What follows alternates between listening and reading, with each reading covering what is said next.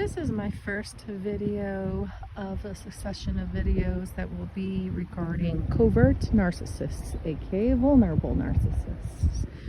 And the reason why I choose and prefer to focus on covert is because they are harder to detect, because they often have a good reputation and treat most people that are not their targets much more decently rather than the grandiose types, even though the grandiose are very charming, but they are easier to spot and have outbursts more often where more people can detect that that is a narcissist and do not hide their egotistical ways as much as coverts do, who operate in covert fashion. I think it is critical to discuss covert narcissists, and what will be different in these videos is what I have not found in a plethora. In the majority of videos, I have found some really good pertinent information about coverts to help me actually know that that's what I was dealing with at all in the first place, as I would have never been able to classify what one was without that research already. However, there are inconsistencies and not enough thorough details for what I have experienced time after time with innumerable covert narcissists by now. Some examples of that is missing in other covert narcissist videos that I still am not able to find is that they say things like, oh, they will focus on ruining the biggest way to tell a covert narcissist is that they ruin birthday events or holiday events. Well, most have not so far. There's been one that has a little bit, but not in such a major way. For example, by making an engagement on my birthday, but I didn't even have a problem with that. So that was a way to make it about us instead of just me, but I never even saw that as a problem because it was still a positive thing and I was okay with it, but not in a way that it was called ruining the day the way the other examples are. And when they say concrete things in the other videos, such as they will always try to ruin holidays as a covert narcissist when you're with them, I have not experienced that with most covert narcissists so far in a definitive fashion. So I cannot say that it's a definitive telltale sign of such. The things that are missing also are things like how good their reputation is, and that they don't necessarily always have violent outbursts for anybody to see. Or in such videos, they will say that they have tantrums, as a narcissist is like a childlike and stuck in childlike emotions from childhood trauma, so they haven't surpassed that state, and so therefore they have experienced enough trauma that created them to be stuck in an emotional state in dealing with things that keeps them there. But the thing is, all the covert narcissists I've experienced have hid their outbursts, including in relationship, for the most part, especially from the public. Meaning, it is very important to know that most people will not see these outbursts at all, these tantrums. I have seen some that have it, but they make sure, they really strive to keep it as private as possible if they have them at all. I've been in long-term relationships with them where they even can contain themselves for years.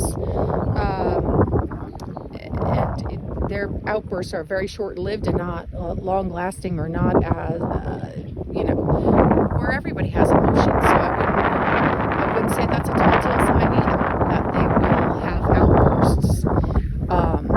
Coverts can be so covert that they pride themselves on how they control their outward, including in front of their targets, whether they're in a personal relationship or not with one. They will control how they act, even as far as that. They do such a great job. That's how covert the ones are that I've experienced. Except for my last boss, who had tantrums in dealing with different people in different departments or patients at the hospital, usually not in front of them, but behind their backs.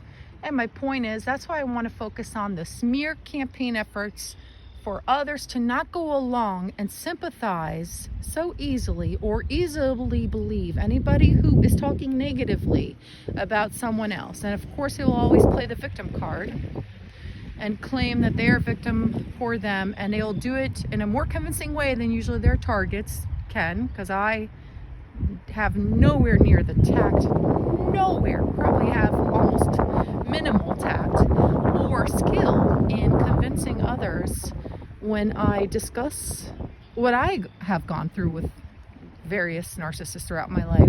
I am harder to believe because I can't contain my emotions, and therefore I seem erratic. So some targets who are very sensitive like I am, and especially overly sensitive because of dealing with such things multiple times through life, it's harder and harder for us to just remain calm and just convincing, because that's not often our strategy. It's their strategy to be convincing and calm, because they are very aware. They are very crafty and very aware of outward appearances and how to get others on board. So if somebody, in fact, the more convincing they are, my point is, anybody who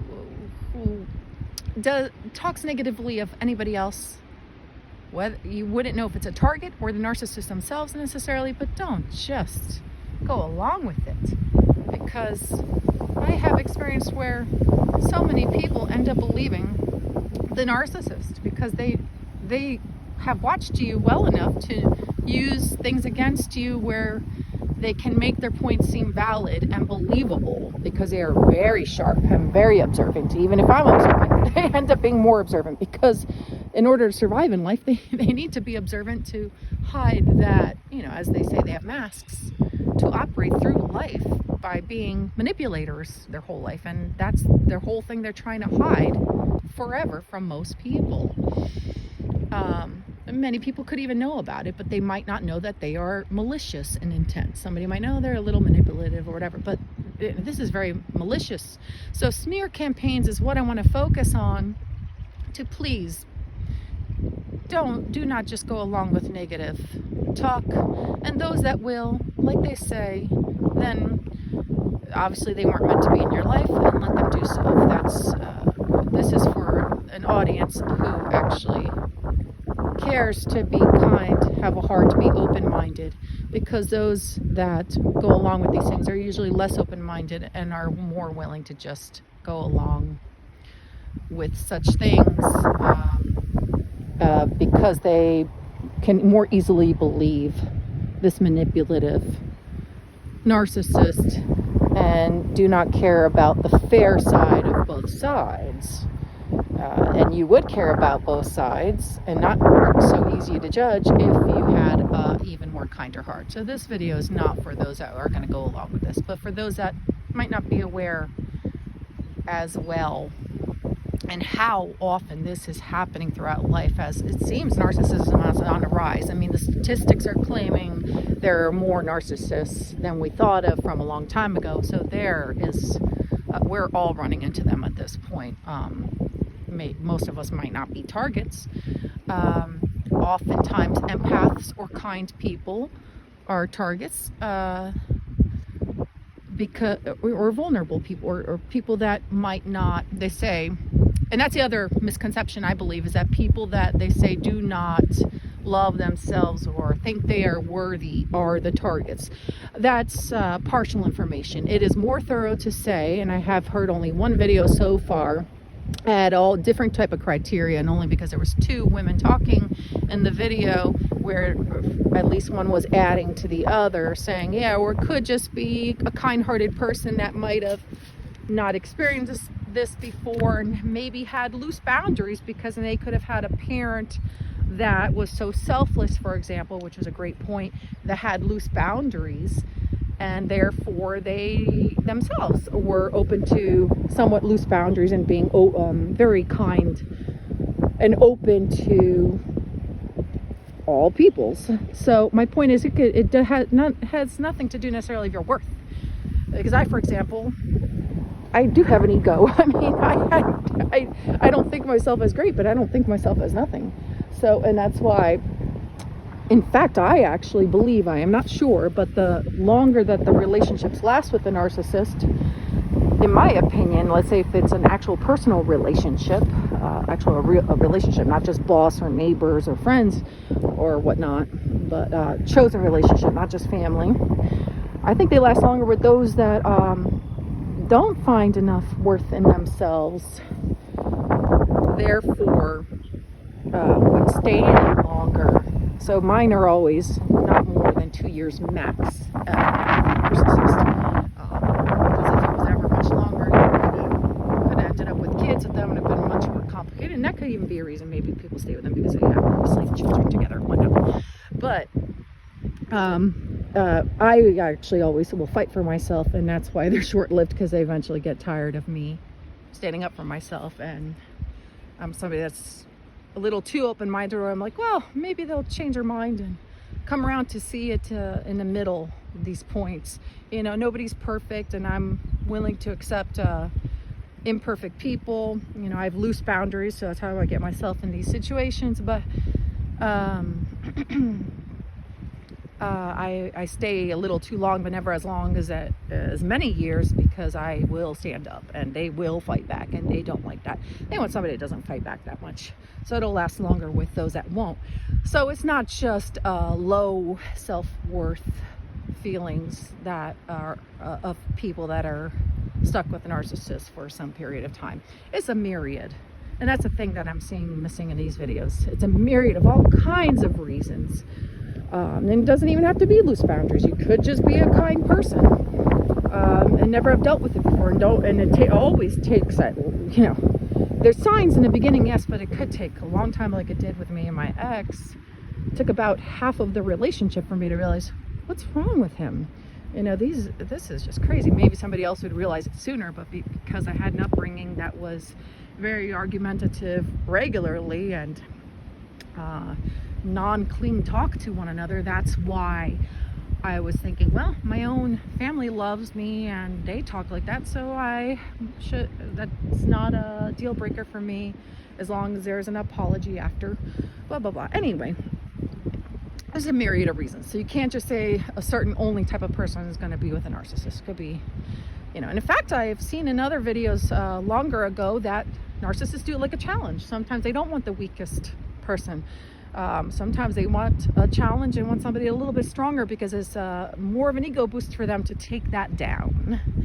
And from what I am learning in these videos, negative or positive feedback to narcissists feeds them. I haven't seen where they were, maybe I have, I can't remember, but not recently, that they are called kind of like vampires. That's how I would describe them. Like energy vampires or parasites, in my opinion, almost demonic. I believe they must have demons of some sort, at least one, in order to be someone that is willing to just treat somebody so poorly, not consistently, not constantly, but the way they treat somebody is completely unfair to any type of morality when they do treat their targets when they are upset with their targets. It could be very small types of ways, but they are very profound. They're very effective. They are very effective, yes. But it adds up. So yes, these are hurt people and who have low empathy, but they will fake empathy, these coverts, with other people that'll seem as nice people. But yes, my bottom line for this video to begin with is please be careful of anybody speaking negatively of others.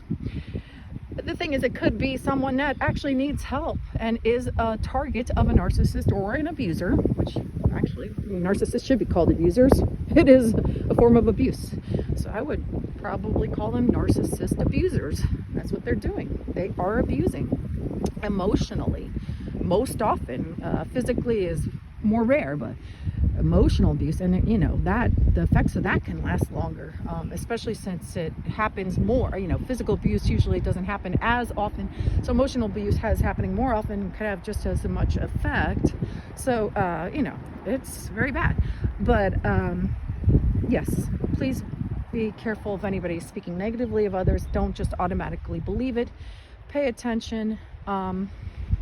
And especially, in my opinion, the more, if they're so skilled at it and so convincing, like they are just, and the other telltale sign is that they could be saying that they're representing themselves well. They're not claiming any faultiness. Yes, they might claim they care about the other person when manipulating others to believe the smear campaigns. That often happens. However, but when they do not say they have done something wrong, that to me is more so the narcissist, because they are so shame-based and fear of shame because of their childhood trauma, probably from a parent or whatnot, or even groups of kids in school, or a combination. They cannot handle any more shame on themselves, so they will not admit fault,